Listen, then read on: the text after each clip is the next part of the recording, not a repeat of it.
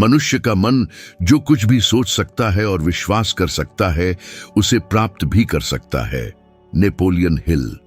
यह कथन यदि सत्य है तो लाखों लोगों की वास्तविकता के विपरीत है, जो कर्ज और न्यूनतम वेतन में फंसे हुए हैं और यह मानते हैं कि धन कुछ एक लोगों का ही विशेषाधिकार है। क्या बाइबल में समृद्धि के बारे में ऐसे रहस्य छिपे हैं जिनकी सही शिक्षा नहीं दी गई?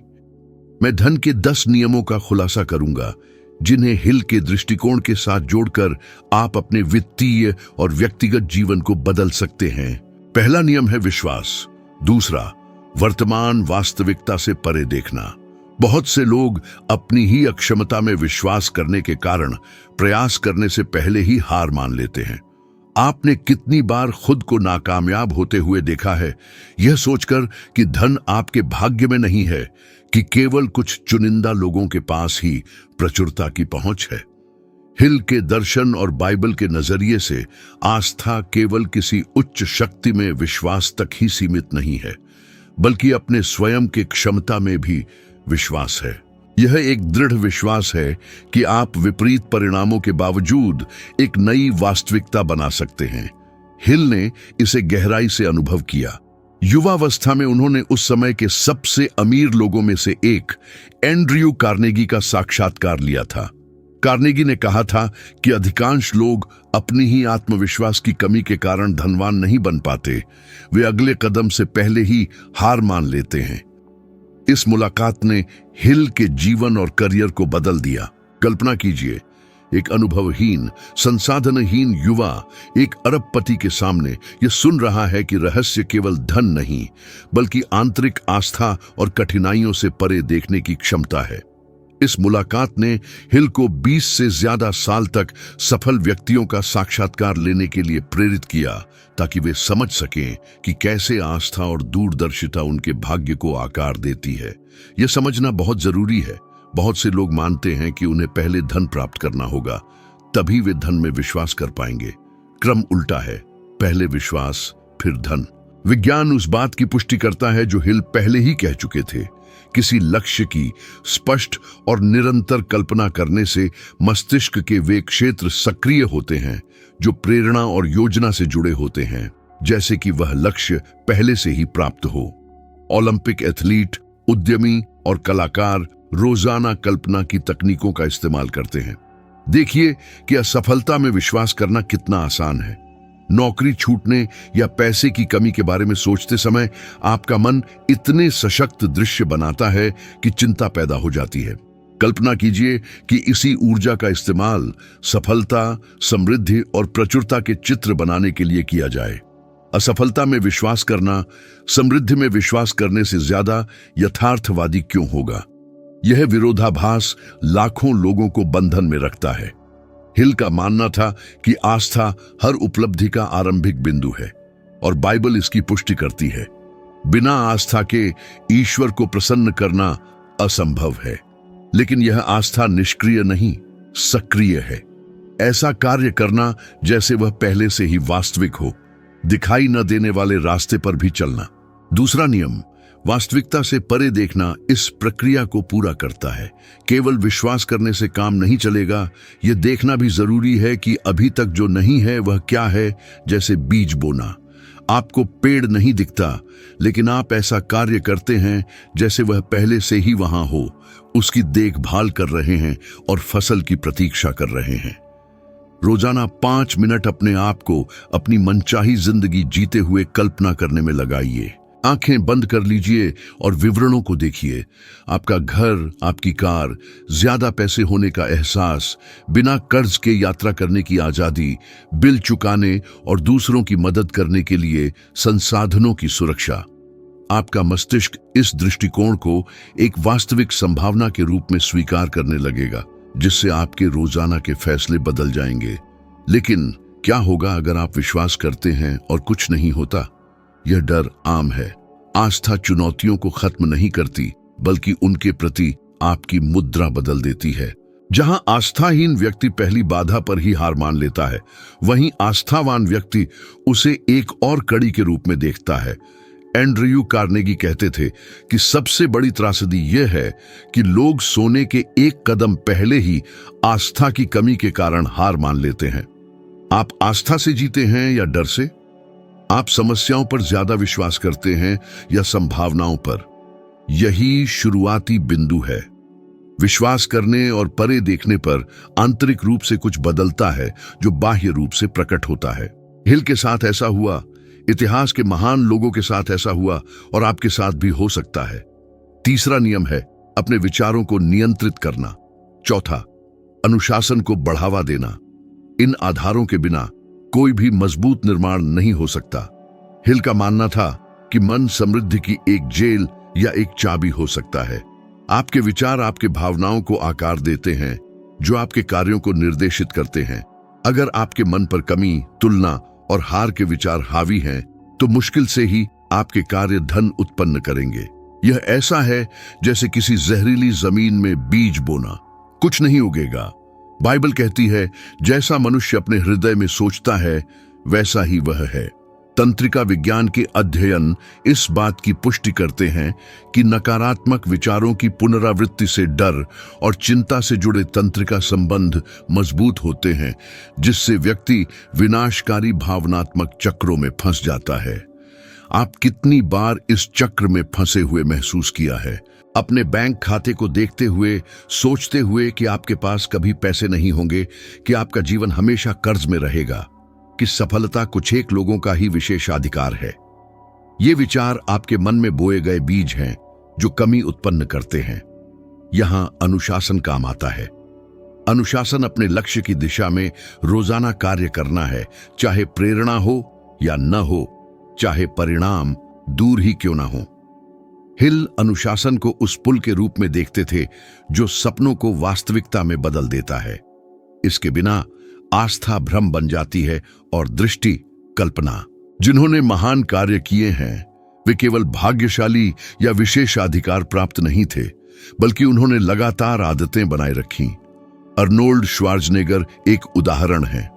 उनका जन्म किसी धनी परिवार में नहीं हुआ था, लेकिन उन्होंने विश्वास किया और अपने प्रशिक्षण, अध्ययन और करियर में अनुशासन बनाए रखा।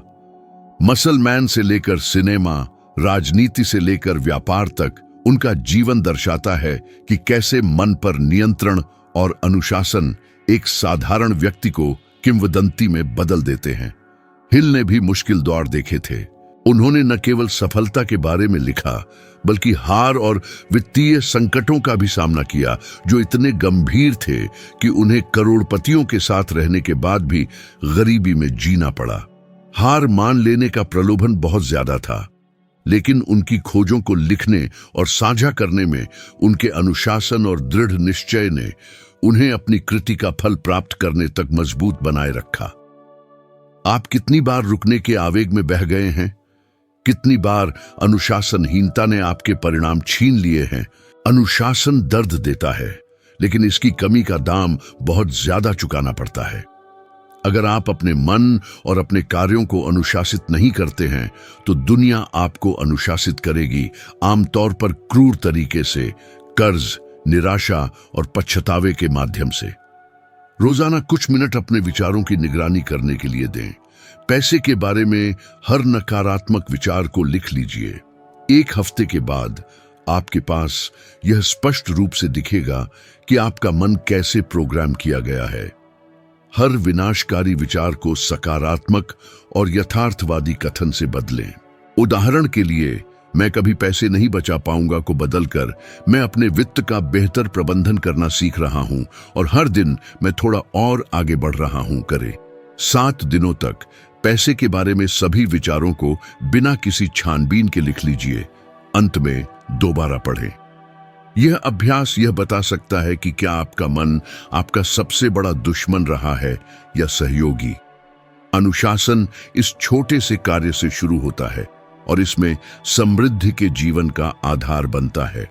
विचारों पर नियंत्रण और अनुशासन का अभ्यास करना आसान नहीं है, लेकिन यह किसी भी स्थायी उपलब्धि का आधार है।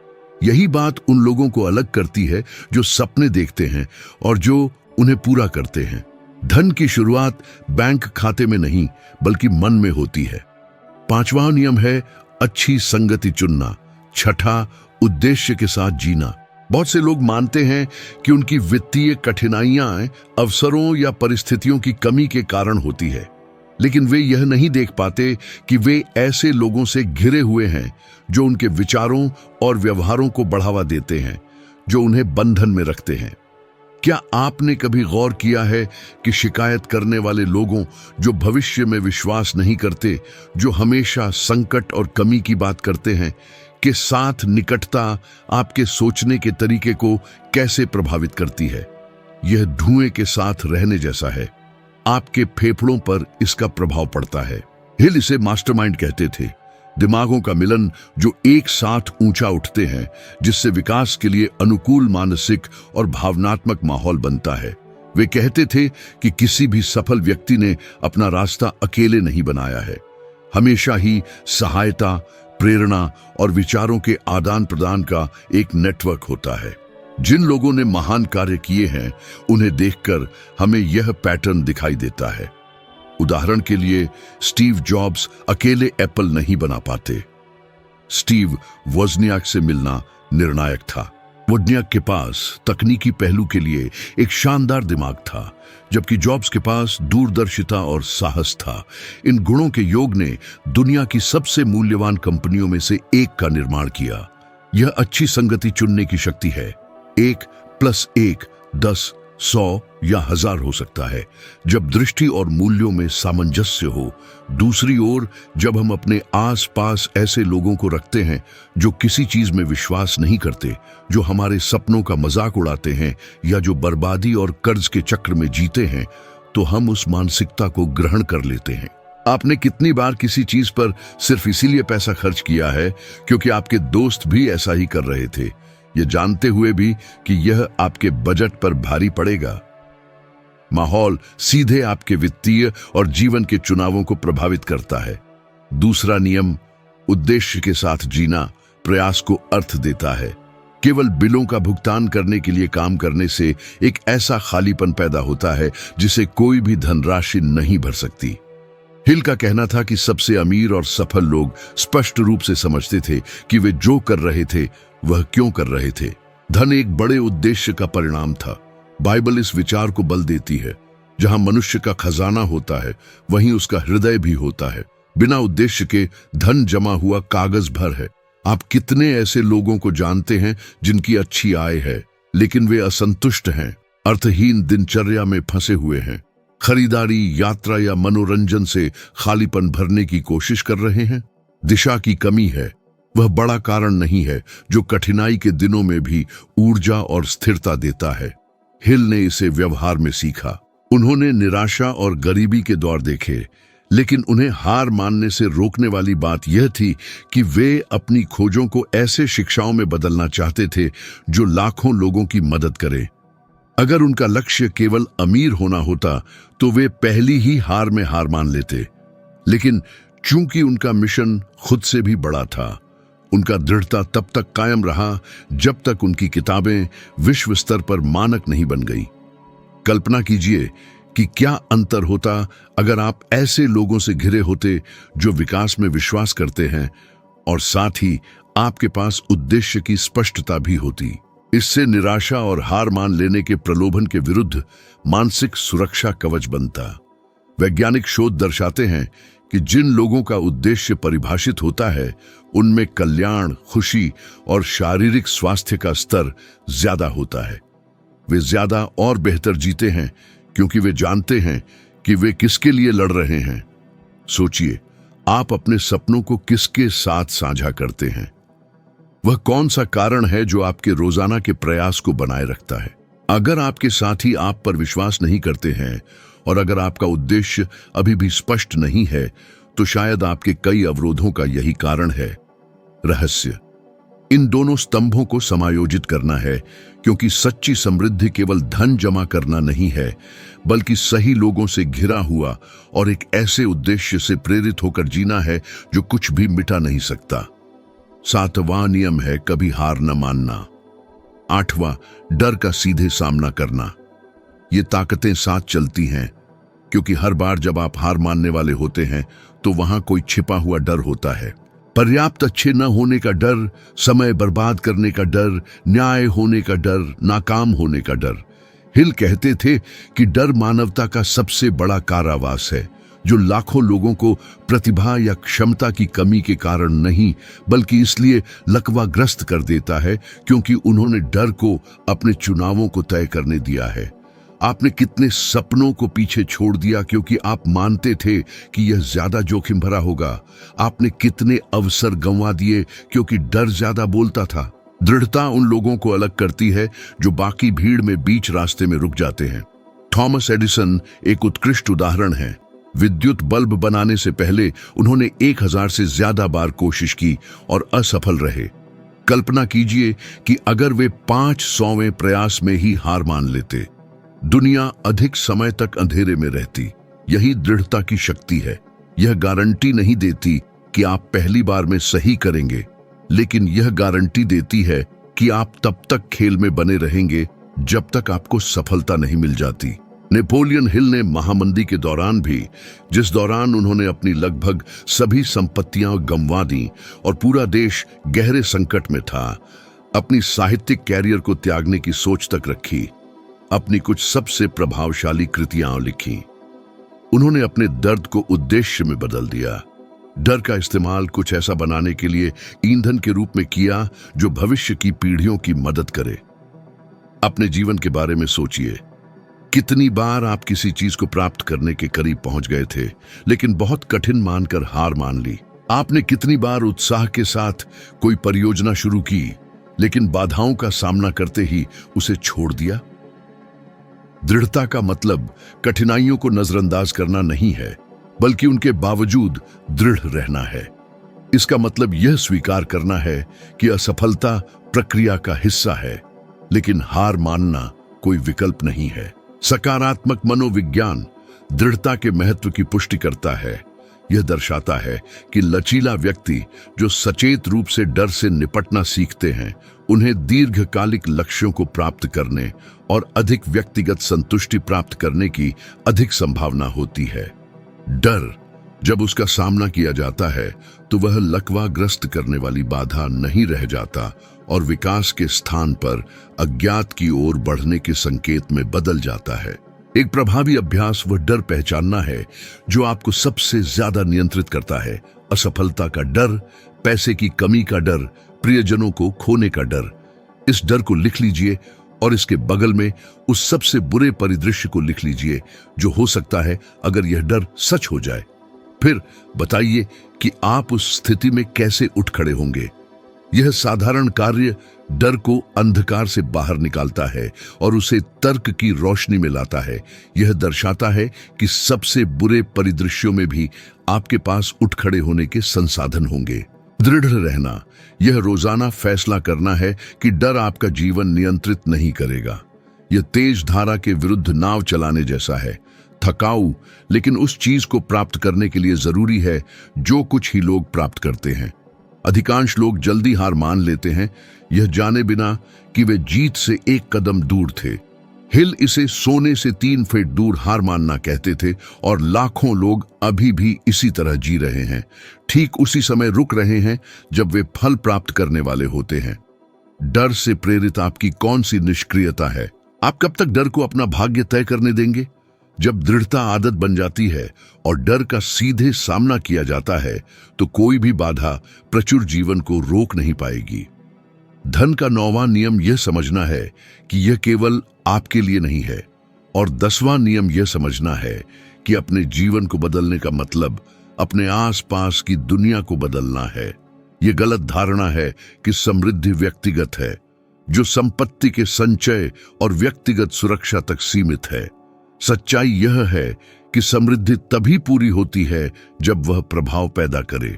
बाइबल पहले ही सिखा चुकी है कि जो देता है उसे मिलता है, और नेपोलियन हिल ने इस बात को दोहराया कि वास्तविक सफलता तब मिलती है जब हम दूसरों को उनके लक्ष्यों को प्राप्त करने में मदद करते हैं। समृद्धि एक ऐसी श्रृंखला है जो साझा करने पर मजबूत होती है। आप कितने अमीर लोगों को जानते हैं जो खाली, दुखी या अपनी ही किस्मत के गुलाम लगते हैं? ऐसा इसलिए होता है क्योंकि उदारता के बिना समृद्धि बोझ बन जाती है। धन विकास का साधन होने के बजाय एक ऐसा बोझ बन जाता है जो अलग करता है और दबाता है। इसके विपरीत जब इसका इस्तेमाल परिवर्तन लाने के लिए किया जाता है तो इसका अर्थ साधारण बैंक खातों की तुलना में बहुत बड़ा हो जाता है। ओपरा विनफ्रे इस सच्चाई का उदाहरण है। अत्यधिक गरीबी में जन्मी, अकल्पनीय अत्याचारों और कठिनाइयों का सामना करने वाली वे परिस्थितियों का शिकार बन सकती थीं। ओपरा ने अपने दुखों को ताकत में बदल दिया, $1 अरबों का करियर बनाया और दूसरों की मदद करना कभी नहीं छोड़ा। उन्होंने स्कूल, सामाजिक कार्यक्रम और पहल बनाई जिससे हजारों लोगों के जीवन में बदलाव आया। उनका धन केवल अरबों डॉलर का भाग्य नहीं है, बल्कि प्रभाव और परिवर्तन की विरासत है। उदारता समृद्धि का त्वरक और शून्यता के खिलाफ एक प्रतिरक्षी बन जाती है। नेपोलियन हिल का मानना था कि किसी के सपने को पूरा करने में मदद करने से अपने सपनों का मार्ग प्रशस्त होता है।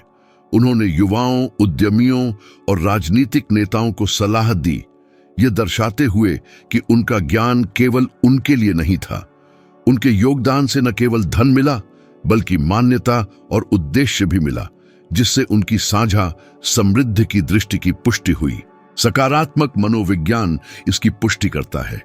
अध्ययनों से पता चलता है कि उदारता के कार्य खुशी बढ़ाते हैं और चिंता और अवसाद के लक्षणों को कम करते हैं।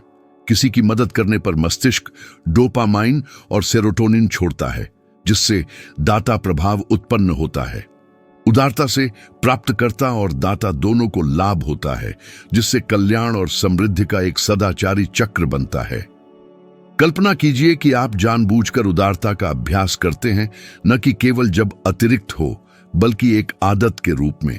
सलाह दें, जरूरतमंद की मदद करें, किसी मित्र के प्रोजेक्ट में समर्थन करने में समय लगाएं, या जिस कारण में आप विश्वास करते हैं उसके लिए अपनी कमाई का कुछ हिस्सा दान करें।